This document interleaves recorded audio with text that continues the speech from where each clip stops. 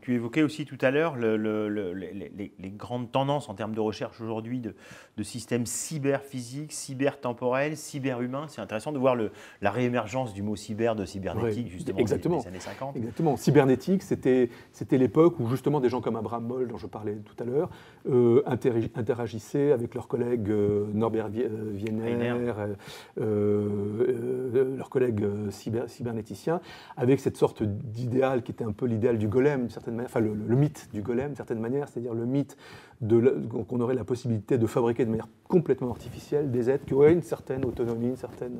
Je rappelle que dans le mythe du golem, qui est une sorte d'être de glaise, pour le mettre en action, le mettre en mouvement, il faut lui glisser dans la bouche un papier avec une lettre écrite dessus.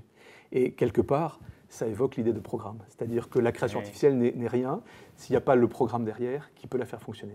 Intuition qu'avait eue Ada Lovelace, qui était donc qui travaillait avec Charles Babbage, donc au XIXe siècle. Donc Babbage avait fabriqué sur le papier ce qui serait l'ancêtre de l'ordinateur, la machine à différence. Et Ada a été la première personne à programmer, à concevoir l'idée d'un programme informatique. On a ces documents extraordinaires, on a les programmes d'Ada Lovelace qui sont écrits pour construire des séries de nombres remarquables. Et donc Ada est complètement visionnaire parce qu'elle écrit, alors qu'à ce moment-là, on est vraiment dans la manipulation purement mathématique de nombres, elle écrit que cette notion de programme est fondamentale et qu'un jour on va écrire des programmes qui sauront générer de la musique, voire même du langage, voire même de la poésie.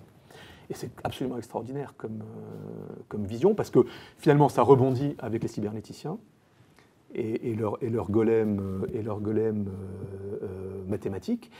Et puis à l'époque voilà, ultra-digitale, cette manière dans laquelle on est rentré, on commence effectivement à envisager le golem numérique, donc le dispositif d'intelligence numérique. Alors que ce soit avec la nouvelle intelligence artificielle, ce qu'on appelle le deep learning, qui est qu'une technique parmi d'autres, et puis toutes sortes d'autres techniques d'apprentissage automatique, toutes sortes d'autres techniques formelles, mathématiques et algorithmiques, on a l'idée que vont se profiler des dispositifs numériques suffisamment malins, on va dire intelligents, mais avec beaucoup de guillemets, c'est intelligent au sens d'une certaine habileté numérique, d'une certaine manière, habileté algorithmique, qui vont être suffisamment malins pour interagir avec des humains de manière beaucoup plus évoluée que ce qu'on connaît aujourd'hui. Et donc c'est ça cette idée de cyber. Alors le cyberphysique, ça existe déjà, c'est l'idée qu'il y a un continuum entre le monde numérique, le monde des 0 et des 1, des algorithmes, des machines, et puis au-delà des machines, des actuateurs, des capteurs et des actuateurs qui font que la machine est en contact avec le monde réel, le monde physique, elle est consciente de ce qui se passe dans le monde réel, et elle agit sur le monde physique. Il y a des actuateurs qui peuvent aller jusqu'au robot, par exemple. Donc c'est de plus en plus un continuum qui devient difficile de penser, en fait, une césure dans ce spectre continu. Après, à l'IRCAM, Jean-Louis Javito théorise la notion de système cybertemporel, qui est l'idée un peu comme un système cyberphysique, mais où ce que manipule en fait l'ordinateur, avec ses nombres, c'est pas tellement l'aspect matériel du physique, c'est le temps. C'est-à-dire que c'est des systèmes qui sont capables d'avoir du temps en entrée, du temps en sortie, et de manipuler des concepts de temps. Ça, c'est extrêmement important pour la musique.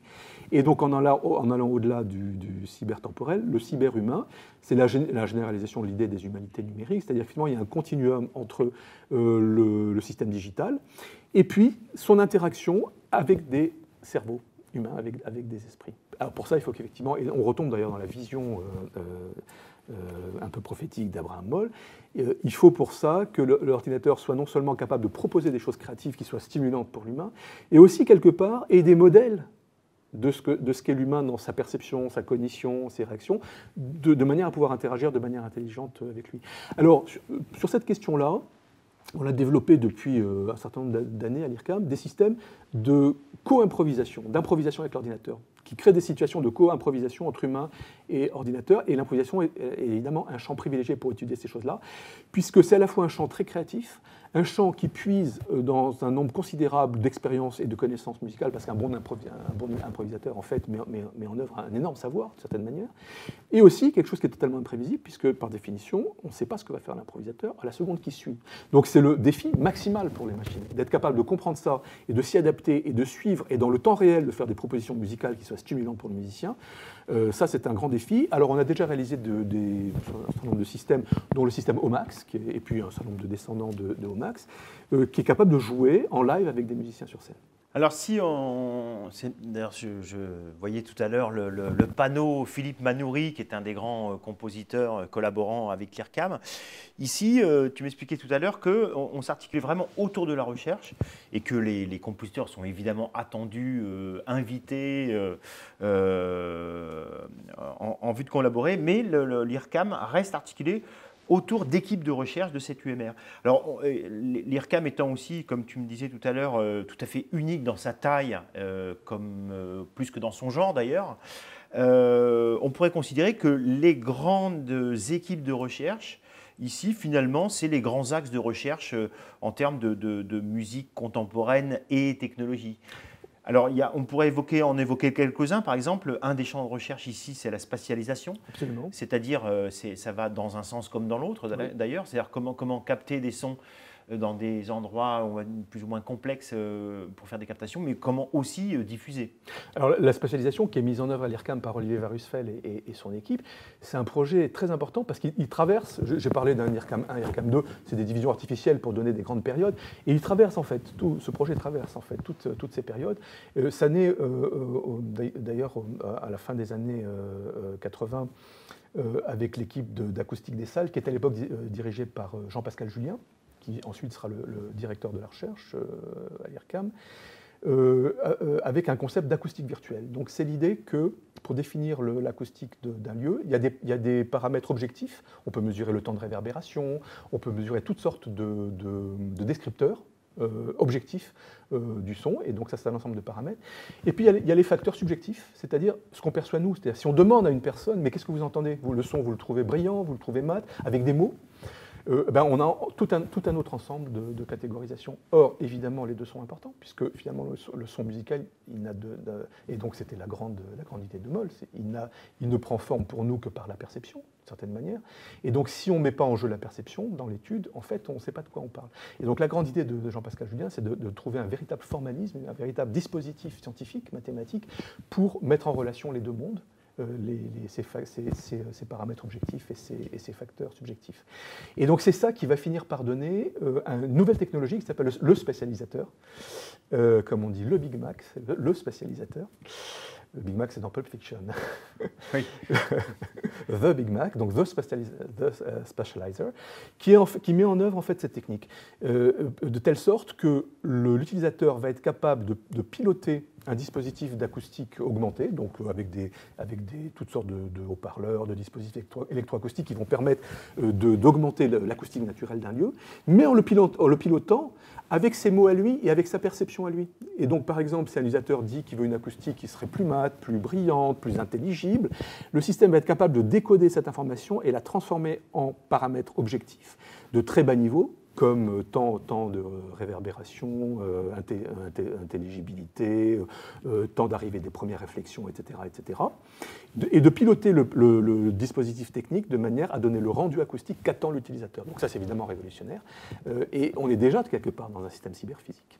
Sachant que tu m'expliquais tout à l'heure que la salle de concert ici, elle est tout à fait modulable et par un plafond qui descend pour en changer le volume, oui, et aussi par on va dire, son revêtement intérieur qui est évolutif et qui permet de recréer, d'après des modèles numériques évidemment, les conditions d'écoute d'autres salles de concert à l'international. Oui, alors c'est une salle totalement révolutionnaire. Ça, effectivement, il fallait en parler quand on parlait de la naissance de l'IRCAM, parce qu'il y a eu la Catrice qui était un événement inaugural.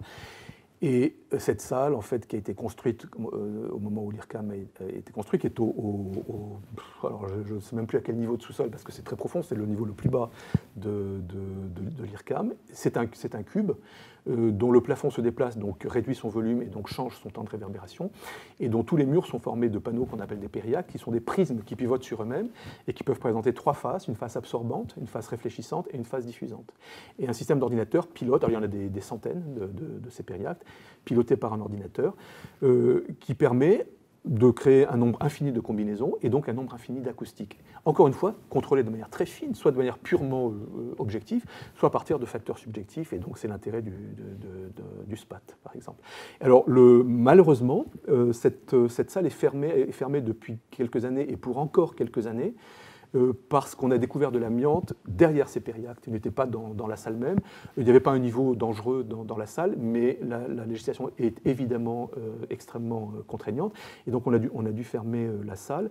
Et donc c'est un petit peu triste parce qu'on est privé depuis quelques années de ce joyau. Et un des collaborateurs de l'IRCAM, Jean-Paul Rodriguez, a réalisé un film, un très beau film, qui reprend toute l'histoire de l'espace de projection, puisque c'est le nom de cette salle extraordinaire, et qui se termine de manière très poétique sur effectivement cette note d'espoir, c'est qu'on la retrouve très vite.